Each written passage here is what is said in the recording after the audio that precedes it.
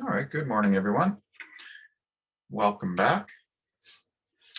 I'm just going to mention that the last example, which was part of this section, I have filled it in and posted the filled in version of the notes so you can have a look at it. I'll briefly mention the plan of attack on the problem in just a second, and then we'll move on to the next section. So just to recap, the gradient vector, which we were working on in the last lecture, if we're looking at a level surface, then the gradient vector gives our normal to the surface.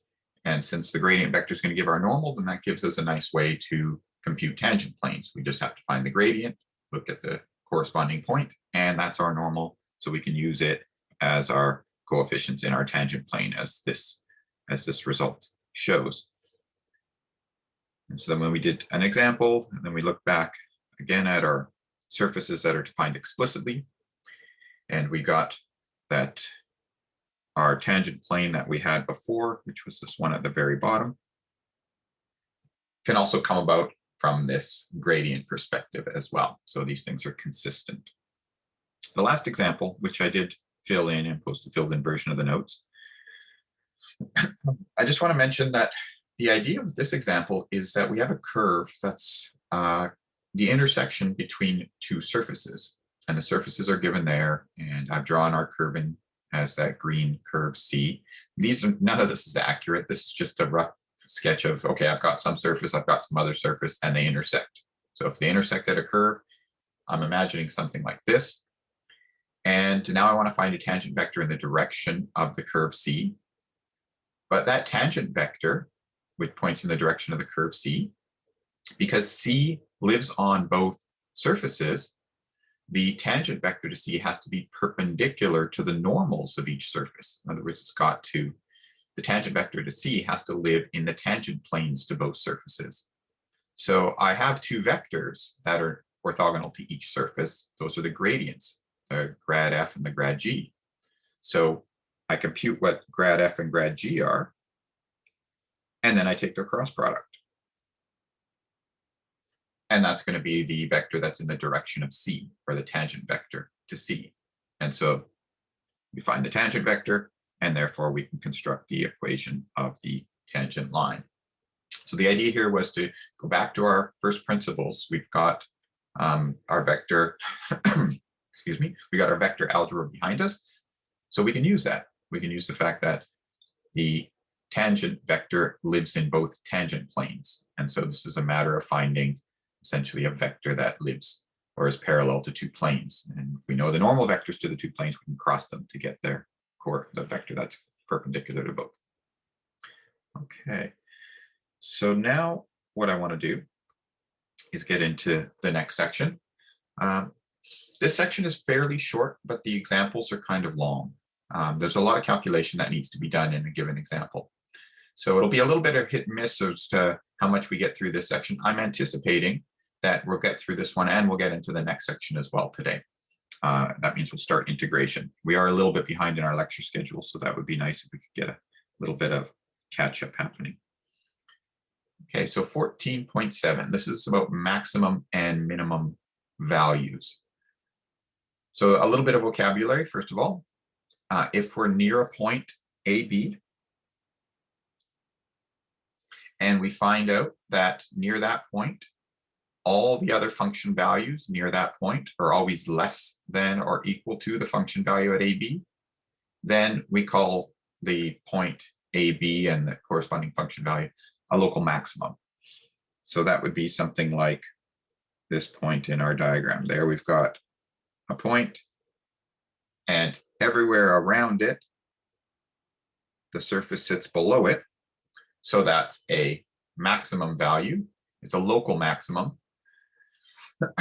We don't know about globally. We don't know if there's other points on the surface that are higher than it. So at best, we can say at this point that it's a local maximum. And similarly, we have a definition for a local minimum. It's just the smallest value on the surface for all points nearby it.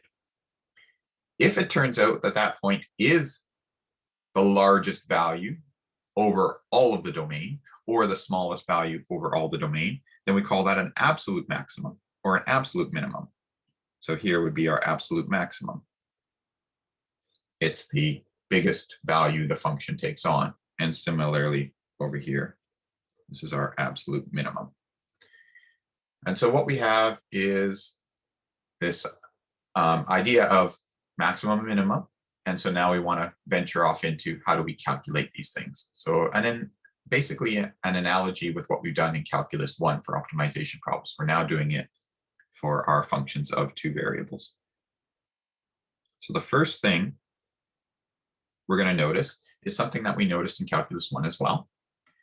And that is if we are at a local extrema, so a local max or a local min, then we know something about derivatives. So in Calculus 1, it was just the derivative was 0. But in Calculus 2, we've got infinitely many derivatives at that point because we've got all these different directional derivatives. And so what is a condition that a local max or local min has to have? Well, it has to have the condition that when you move off in either the x or the y direction, the rate of change in the function is 0. In other words, the partial derivatives have to be 0 there. So that's our main theorem, is that if we are standing at a local max or local min, then the partial derivatives have to be 0 there.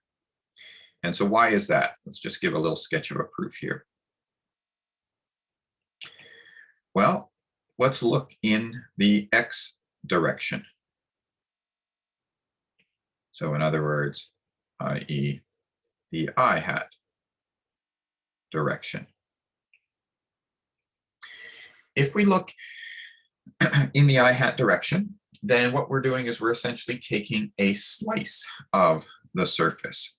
So that is, we are looking at this corresponding function, f of x comma b. So when we're looking in the x direction, standing at the point A, B, and we're staring in the x direction, that is, we're imagining the x values are allowed to change, but our y value is fixed. So this is a curve. This is a curve that we would have seen in Calculus 1. And so by Calc 1 results, we know that the derivative of z with respect to x, which is the derivative of this single variable function now, because the y values are constant, we're thinking of them as all being b. So this is just a function of a single variable. This has to be 0 when b is a, I should say, I'll have to add one more line in because I still need to evaluate it. This has to be 0 when I evaluate at x equals a. So since AB is a point of local extrema, so either a max or min. All right, so this just follows from Calculus 1. We take a slice in the x direction. Now we got a curve. And if there's a max or a min appearing there, then it has to have a derivative of 0. And so that was the x direction, so it means it's x partial is 0. Similarly, in the y direction, or in other words, the j hat direction, we have that z is equal to f of a y. And we're getting that if AB is a local extrema, then that means the partial of z with respect to y, or in other words, the y derivative of this fay function when y is equal to b has to be 0 as well. Okay, so the idea here is that if we're at a local extrema, our partial derivatives have to be 0. So that gives us ways to capture or get a hold of or find candidates of local extrema. So that's our next definition, just an analogous definition to Calculus 1, a critical point. So these critical points, these are supposed to be the candidates of where we're going to look for local extrema. And so these are going to be the places where the partial derivatives, the x partial and the y partial, are both 0. So I'm just going to jot down this as this definition is really capturing a candidate for local max or min. So if I want to figure out where the local max or min are, I first need to find the critical points, because those critical points are going to be the candidates. Now, it's not always going to be the case that if we have a critical point, that there's a max or a min there, much like in calculus 1. But we'll have to decide how to determine whether it's a max or a min if it does occur there. There's also this extra statement here that the critical points are where the partials are 0, or if one of these partials doesn't exist. We can still have critical points, just like in calculus 1, if the partial derivative doesn't exist there. Those can be where we have abrupt changes in direction, corners, and the like. So how do we decide if a critical point is a local max or a local min? Well, what I'm going to do is I'm just going to draw a couple of pictures, and then we'll sort of see from these pictures how we can maybe decide this. So this would be a point that looks like a local max. That's roughly how a local max would look.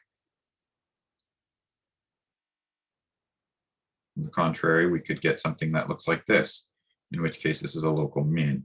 So this would be a local max. This would be a local min. What else could we have?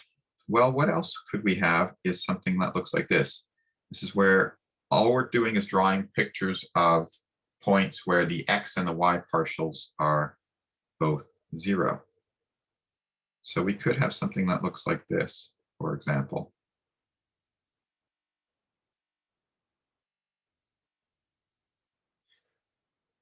And a place where the x and y partials are both 0 is right here. If I go off in, so it's sort of like, you can think of it as like the vertex of the parabola that runs front to back of this saddle, or it's also the vertex of the parabola that sort of lops over where your legs would go. That's a point where both the x partial and the y partial is 0. The rates of change in the x and y directions are 0. And this one's known as a saddle point. So the problem is, once we find critical points, that is places where the x and y partials are 0, we then have to decide, is there a max occurring there? Is there a min occurring there? Or is it a saddle point? Neither a max nor a min, because if I stare in one direction, the surface turns and goes up from there. But if I turn my body a little bit and look in another direction, it's dropping away. So that's what a saddle point is. In some directions that I point myself, the curve is increasing. But in other, or the surface, I guess you would say, the surface is increasing. But in other directions where I look, the surface is decreasing. So I'm standing at what we call a saddle point. Depending on which direction I go in, I either go up or go down. So that's what we want to detect, whether we're at a local max, a local min, or a saddle point. And that's given by the second derivative test. So this is a way to check whether we're at a max, a min, or a saddle point. And it hinges on this quantity. This quantity, and we call this the discriminant. That's why we're using capital D there. So whether we're staring at a local max or a local min or a saddle point, or maybe we can't even conclude because we just don't have enough information, it's going to hinge on this thing here. So you may ask, where is this coming from? So this is a product of the x partial, second partial, times the y second partial minus the mixed partial squared. It comes from the idea that, just as I'm verbalizing here, suppose I want to decide whether I'm at a max or a min or neither. Well, I stand at the point, and all I do is I just spin around, and I look in all directions. Is the surface falling away from me in all directions? In other words, is the directional derivative always negative? Or is the surface growing from all directions? So as I turn around, everything's rising up from where I am. That is, the directional derivative for all directions is positive. Or is it a saddle point? where the directional derivative is positive in some cases, but negative in other cases. So what we end up doing is you just compute the directional derivative, and then you compute the second directional derivative, and you look to see whether that's positive or negative.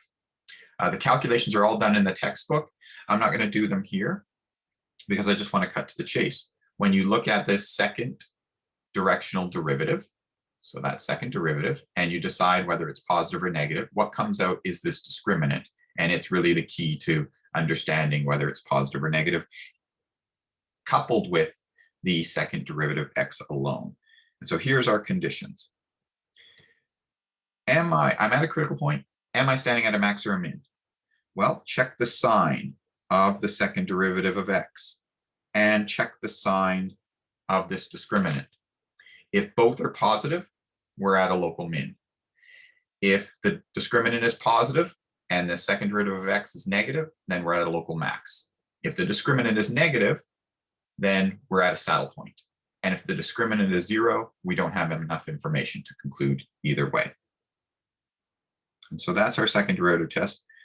So the key observation is when the discriminant is positive, that's when you're getting local extrema. The discriminant has to be positive in order to have a max or a min. And then just deciding between the two is the second derivative of x. And if you think about how the second derivative of x should tell us what's going on, the second derivative of x, if it's positive, that means the curve in the x direction is concave up. And if the curve is concave up, you're at a minimum. So we're still using results from Calculus 1 here.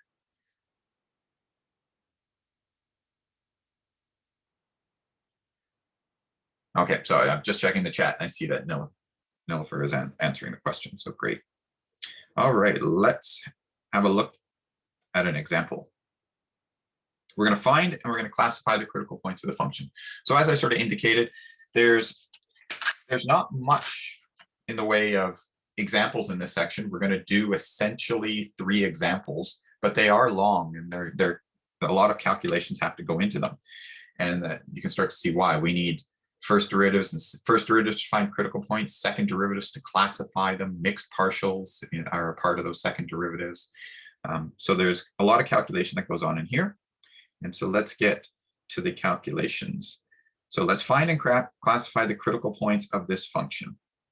So the first thing I want to look for is critical points, and that means I need to know the first derivatives. So what's the first partial with respect to x? I'm going to use the product rule. It's I'm thinking of it as an x times y function. So an xy times the exponential. So the derivative of the first function, the derivative of xy, is y times the second function, which is the exponential, plus the first function, xy, times the derivative of the exponential, which is e to the negative x squared minus y squared, times the derivative of the exponent, which is negative 2x. So I could put that negative 2x out front, negative 2, and then we got an x squared. So there's our first partial.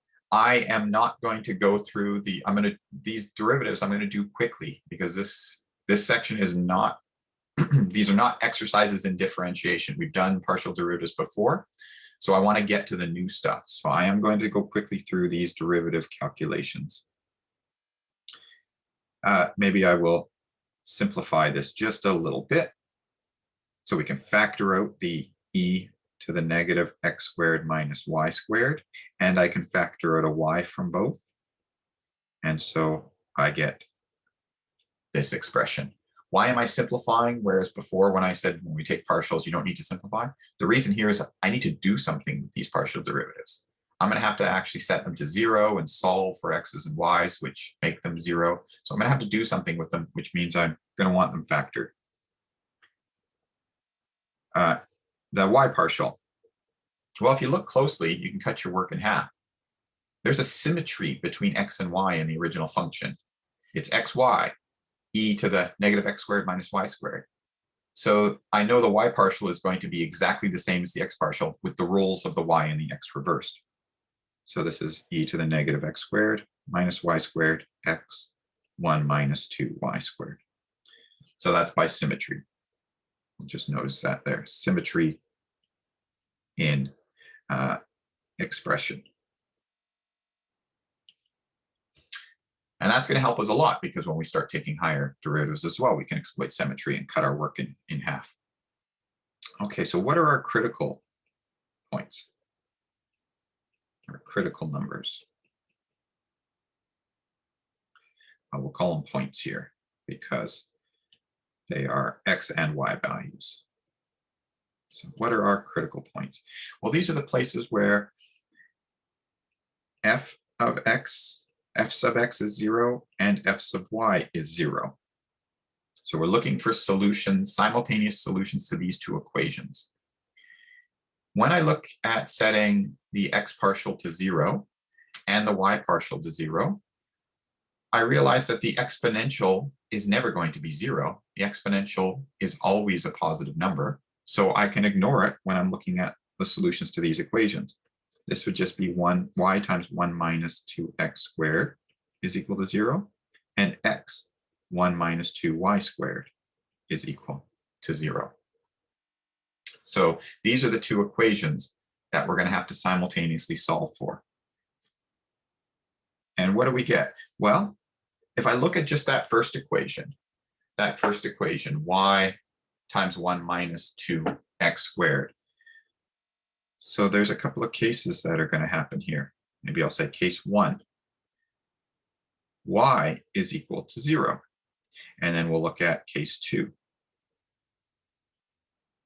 1 minus 2x squared is equal to 0. So those are the two cases that I can have from that first equation. If the first equation is 0, it means the product is 0. So either the first term is 0, the y term, or the second term is 0. If y equals 0, then I look at the second equation. If y is 0, what does the x value have to be?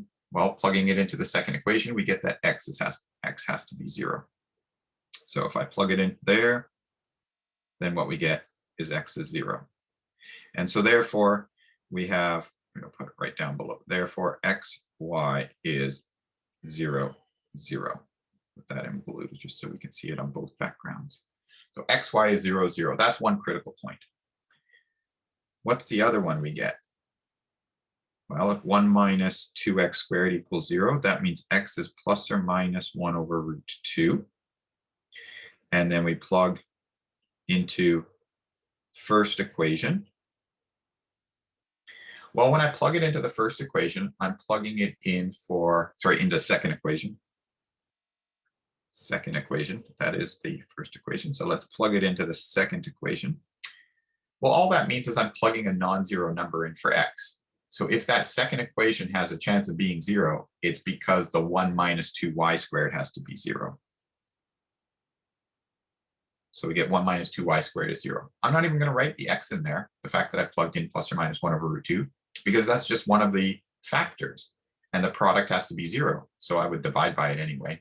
And I'm left with this, which means I've got y is also plus or minus 1 over root 2. And so therefore, x, y, there are 4 different points that are occurring here. Plus or minus the first one, and plus or minus the second one. So I'm just going to indicate here that there are 4 different points, depending on how you mix and match the signs. I've included a diagram here, and I'll do the same thing if I ask a midterm question or a final exam question that asks you to find and classify critical points. I will include a diagram that helps you double check your work. And so what we found is that 0, 0 is a critical point. And we also found these 4 critical points, plus or minus 1 over root 2, plus or minus 1 over root 2. Those are these ones here. And so, yeah, it looks like our calculations are going quite well. We seem to agree with the picture that's given. By the way, this picture you get just by plugging this function, typing this function into Wolfram Alpha, and the first thing it does is return a contour plot for you. This is just all the level curves, and then they're color coded by the height on the graph.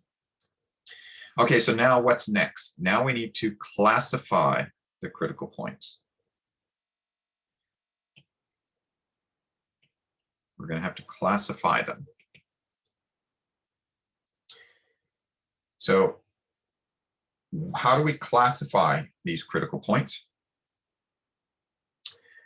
Well, we're going to have to use our second derivative test. That means we're going to need to know all these second derivatives, f sub xx, f sub yy, and f sub xy.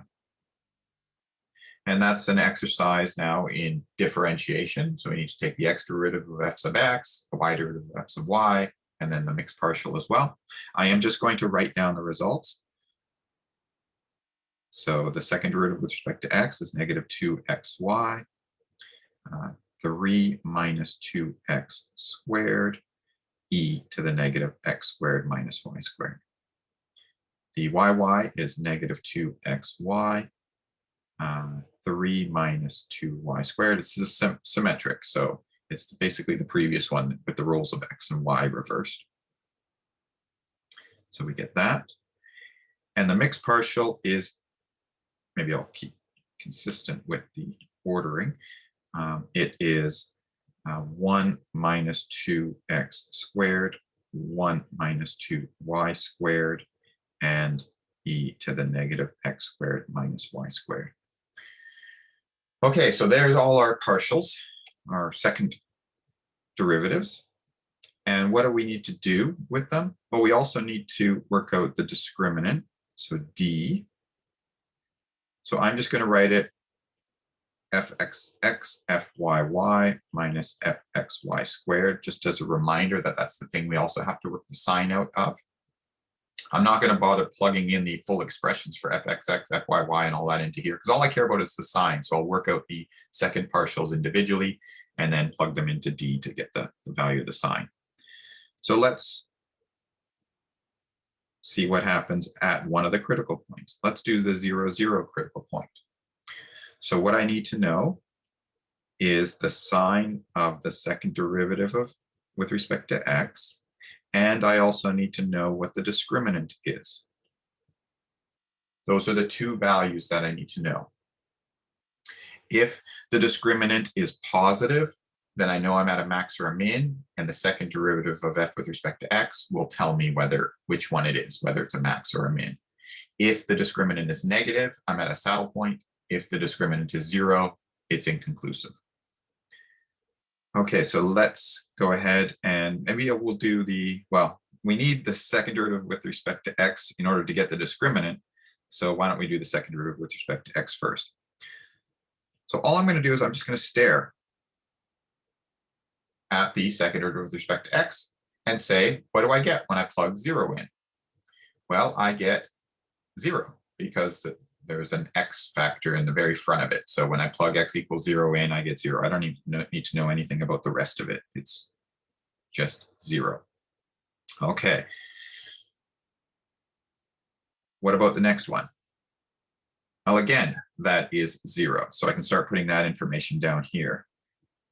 The discriminant is the x derivative, second derivative, sorry, the fxx derivative, which is 0, times the fyy derivative, which is 0, minus the square of the mixed partial. So I look at that expression for the mixed partial, plugging in 0 and 0, I get a value of 1 out. So that's a 1, which means the result is negative. So what I have is that the discriminant is negative.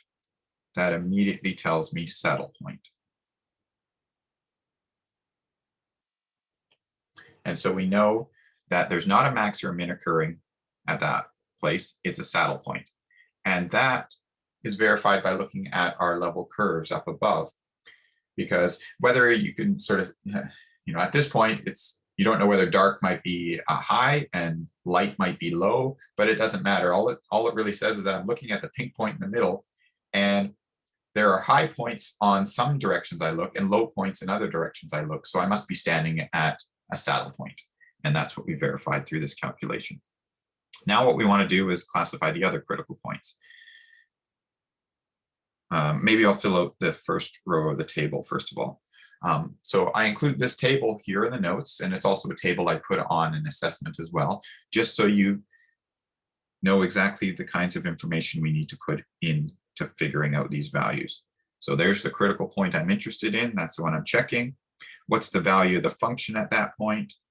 Well, we could work it out just plugging it into the function f up above. That turns out to be 0. What's the second derivative with respect to x at that point? That's 0. What's the discriminant? The discriminant was -1, which is negative. And so the classification is saddle point.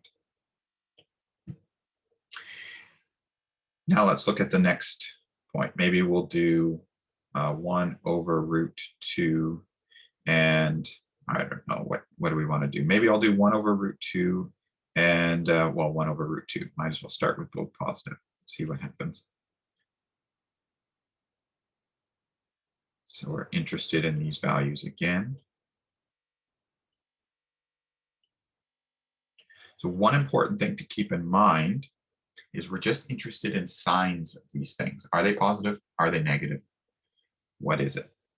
And so that's the whole time I'm calculating, I'm just keeping those questions in mind. What is the sign? So let's look at 1 over root 2, 1 over root 2. I'm going to write it out just because it's going to help us in the next calculations as well, which we're going to try to do by eyeballing. So 1 over root 2 squared e to the negative 1 over root 2 squared minus 1 over root 2 squared.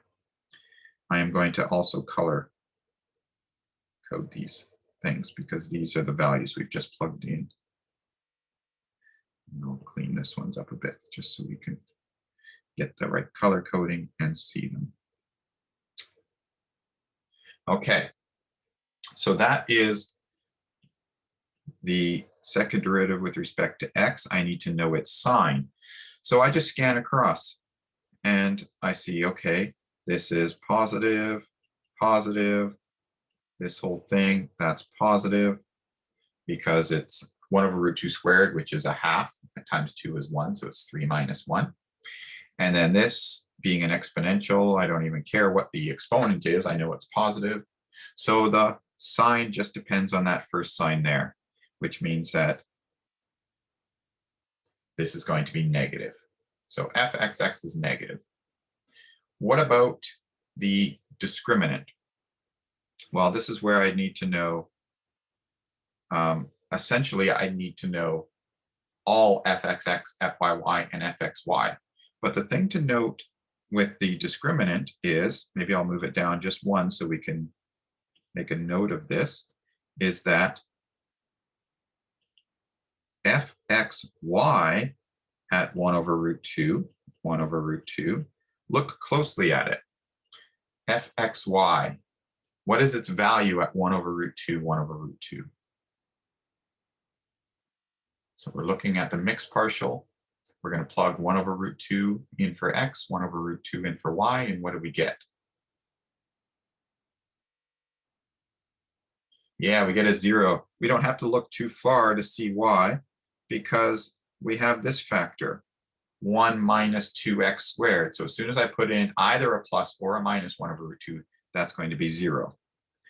So we know that that's 0, which means this is f(x)(x), f(y)(y).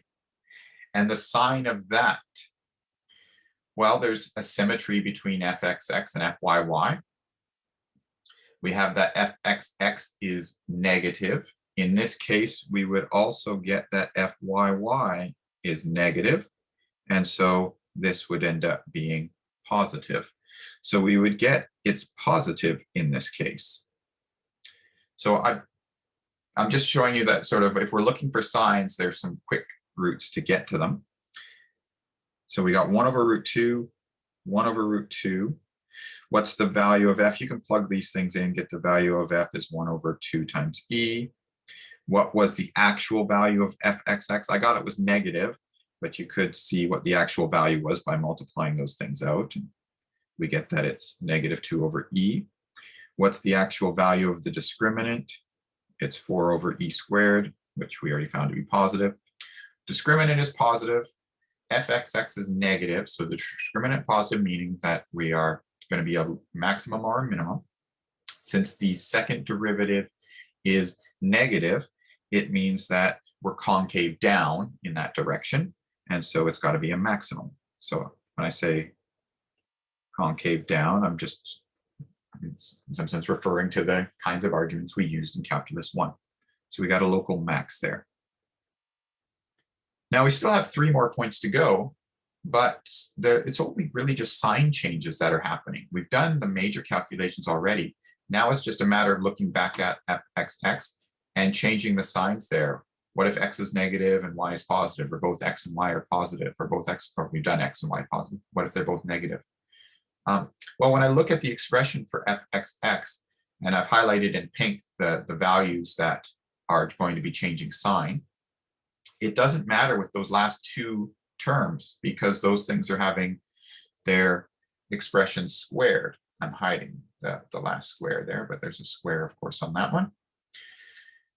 And so the sign is really just determined by the x and the y and their product, which is that first bit here. And so what we find is that this same calculation that we've just done here also works when they're both negative. So I'll just group them into one row of the table. In either of those cases, we're at a local max. And then for the other one, 1 over root 2, negative 1 over root 2, or negative 1 over root 2, 1 over root 2. Those ones end up getting grouped. And in this case, the function value is negative 1 over 2e. 2 over e is the value of the second derivative, which is positive. We still have the same value of the discriminant, which is positive. So we have discriminant is positive, means local max or local min, but the second derivative with respect to x is positive. So that means local min. And so now we've classified all our critical points. We've done a bit of time saving in terms of noticing patterns and whatnot. So this tells us that at 1 over root 2 and 1 over root 2, we got a local max. So I'm going to go back up here to my diagram. 1 over root 2, so these are the positive x values. So this is like a 1 over root 2 there. And this is like the y value, 1 over root 2. And so it means that this was a max, a local max, and so is this one. And this is a local min. And so is this one up here. This is a local min. So dark meant lower down on the surface or smaller z values, and light meant higher z values. And so that's what we got with our calculations. So I'll scroll up to the table just because I'm sure some people are still filling in the table. Okay, so that's if you notice patterns, you can group them. So certainly, yeah, exploit the patterns if you can. By all means, exploit the patterns if you can. All right. The next example I want to look at is another kind of optimization problem. This one, it looks like there's more variables than we know how to deal with, but we'll apply similar techniques that we did in Calculus 1 to reduce the number of variables. So what is our problem? We've got a wooden box without a lid, and we have a fixed volume that we want to have.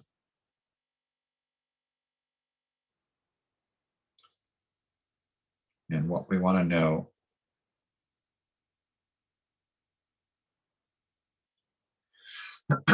is what is the dimensions that are going to minimize the amount of wood required to build this box. So I'll fill in some dimensions here. We've got an x, a y dimension, and a z dimension. And we've got a volume of 32. And we want to minimize the amount of wood. So we want to minimize surface area. So let's figure out what is surface area first of all. So there's there's a front and a back. The front and back are both given by y times z. So there's two of those. So there's two yz's. And then there's a left and a right side. So we've got two sides. So that's 2xz. And then we've got a top and a bottom. But there is no top on this one. So there's no lid. So we've just got a bottom. So this is plus x, y. So that's the function that we want to find the maximum or minimum value of. The problem is this is a function of 3 variables. Our techniques we've just developed only work for functions of 2 variables. So how are we going to deal with this? Well, the idea is we've got this constraint volume, which is 32. That means x, y, z is equal to 32. Or in other words, z has to be 32 over xy. So that tells us that even though it looks like we've got 3 variables in our expression for a surface area, they are not all independent. Z is a function of x and y. So we can go ahead and we plug this in. And we get that S is equal to 64 over x plus 64 over y plus xy. So I've plugged in 32 over xy for z, and we get this is our function. So we want to find minimum value of s and the corresponding x and y values that give it to us. We also want to make sure that we are just looking for values of x and y, and I've written greater than or equal to, but we really want x and y values to be positive. We want to find the minimum value of s such that both x and y are positive, because it doesn't make sense to have a dimension of a box to be negative. It means the box wouldn't exist. So that's what we're interested in. So we can go ahead and go through our calculations. What are our critical points? Well, in order to find our critical points, we need to know what our partial derivatives are. So this is negative 64 over x squared plus y. Sy is equal to negative 64 over y squared plus x. We want both of these things to be 0. And so what does that mean? Well, I'm going to group them together because we are interested in them as a pair. So this means that I have a quick question. Sure, go for it. Could any side be without a lid? Like, could YZ be without a lid? Or like XZ? Yeah, so I mean, I chose the dimensions here. So I chose the variables to represent either length, width, or height. So because it's without a lid, that just corresponds to the way I've labeled it. It corresponded to the YX sort of labeling. Yeah. And so that won't, like, picking a different side wouldn't affect our answer. No, it just changes the roles of X, Y, and Z. It will just change their rules, but all the calculations will be the same. Okay, so we've got that this 64 over x squared is equal to y, and we've got 64 over y squared is equal to x. Or in other words, we're just trying to get these two equations into a form that looks a little bit easier to deal with. Maybe I'll say 64 is equal to x squared y squared, and 64 is equal to xy squared. So those are the two equations I'm trying to solve. If I, divide one by the other, so we're in the realm of solving two equations in two unknowns, but they're nonlinear, so we don't have our linear algebra techniques to deal with them. But we can do things that are techniques like we've done in linear algebra. Normally, we add a multiple of one equation to another to cancel things off, but here we can just take the ratio of the two equations. So I can divide one equation by the other. And so I can get, the first equation divided by the second one. 64 over 64 is 1. X squared times y divided by xy squared gives me an x over y. And then I still have my second equation. So I just divided the first equation by the second equation. And that tells me then that x has got to be equal to y, and 64 is still xy squared. And so we have then that x is equal to y, and x cubed is 64. So that tells me x is equal to y, and the cube being 64 tells me that x has to be 4. And so x is equal to y is equal to 4. So that is our critical point. So our critical point is, maybe I should write it down as a point. Our point is xy is equal to 4, 4. Now, at this point, we've got a critical point, so we can go ahead and we can classify it. Since we are looking for a minimum, and if you might have some experience from Calculus 1 is knowing that, well, we want the fixed volume to be 32. I could make, the box as narrow as I wanted, y to be as small as I want, and still grow the x and the z values to make it a volume of 32, and that would increase the surface area. So if I do find a critical point in such a problem as this, it's got to be a minimum, because I'm able to make the surface area as big as I want while the volume's fixed. That's just sort of some intuition behind this. But if we want to go through the techniques of classifying, we can go ahead and work out SXX at 4, 4, and we'll get that it is 2, which is positive. And then we can work out the discriminant, and I'll leave the details for you to fill in. We get a value of 3, which is positive. And so therefore, S has a min at 4, 4. And the min surface area is 48 square meters. So that turns out to be the minimum surface area for this box. And it occurs when the dimensions of x and y have the same value. So it's a square-based box. And you might think that, now in hindsight, sort of looking back, that this seems to be the most reasonable answer you could get. Because if we didn't have a square base, let's say x was bigger than y, because of the main point that you just made is that I labeled these things however I wanted, that if we got a critical point at, say, x equals 10, y equals 2, well, we'd also have to get the critical point x equals 2, y equals 10. We'd have to get the reverse. There's a symmetry here. And so we do only expect to get one critical point, which is a minimum, just from intuition alone, due to the symmetry of the nature of this, this problem. Okay, so there's our final result for our minimum value.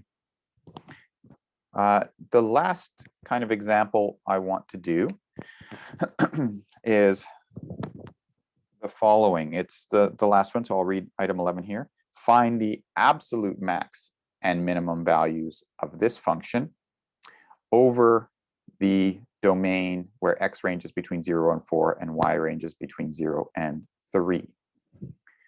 So in this case, we have to worry about what's going on the boundary as well. We can find our critical numbers, but we also have to worry about what's going on the boundary. And the reason for this is, I'm just going to bring up, I think I have this in there's 251. Sorry, I'm just going to the website now, the Canvas page for 251. Well, maybe I didn't put it on the Canvas page. I have it here. I'm just bringing up a plot of this thing. Takes me a second to find it. I thought I had it preloaded.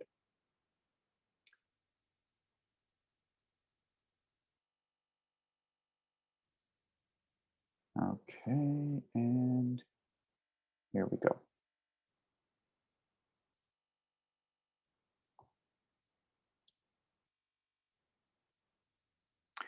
Okay, I'm going to do a couple of things. I'm going to change our heat map. Actually, I like this one better. And I'm just going to change our perspective. so that we use a different kind of projection so that it makes everything look square. So there's our surface. And this is the picture that I've drawn here behind on the notes. And the idea is it's a heat map again. What we have to worry about in this example is if we take our surface, this f of x, y, whatever it is, find its critical points, we're going to find one. It's going to be sitting right there. And if we scroll around, we'll see that that actually turns out to be a local maximum. The problem is we're looking for global extrema. What is the absolute maximum value of the function on this domain and the minimum? But I have to worry about what's going on in the boundaries as well. Because we see now that a minimum value occurs down here, which if I scroll back, it's occurring right at the corner of these boundary curves. So I still have to worry about boundaries. And that's the main thing with this example that takes it quite a while to do. So I'll give a rough sketch and then we'll wrap it up on next class. But the idea is we proceed as follows. We want to find the absolute maximum and minimum values of this function. So what do? Well, we work out the x derivative and the y derivative. This is 12x minus 4x cubed plus 8xy. We work out its y derivative. We get 4x squared minus 8y minus 3y squared. We find the critical points. So that is, we set fx to 0, we set fy to 0. And then in order to do that, what we're going to do is, so if fx is 0, we'll go ahead and we'll factor it. So that's 4x, 3 minus x squared plus 2y is equal to 0. And the I'll leave it just with that one for now. So this tells us that x is 0 or 2y is equal to x squared minus 3. And if x is 0, we plug it into the other one and we get a y being 0, and we see, oh, that's just one of the points on the boundary. So that's fine. I'm interested more in what's going on in the middle. So I take this equation, I plug it into this one. Ultimately, we end up getting in the end that xy is equal to 0, 0, or root 7 over 2. And that's that point right there on the top of that red mound. But we still have a whole bunch more work to do. We still have to do all of this curve, this curve, this curve, and this curve to figure out if there's max and mins on those. And those are all calculus 1 problems. So embedded in this problem is a calculus 3 problem and 4 calculus 1 problems that we have to deal with. And so I will spend the beginning of next class just going over the details of this one. So that's it for today.